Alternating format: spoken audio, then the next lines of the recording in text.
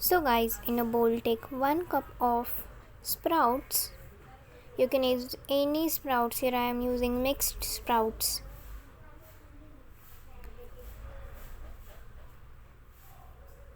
Now add in our sprouts some chopped onion, some chopped tomato.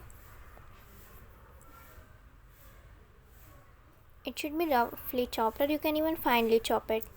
Then some coriander, some green chili, chopped green chili, some coriander leaves for freshness. Then add some salt as per your taste.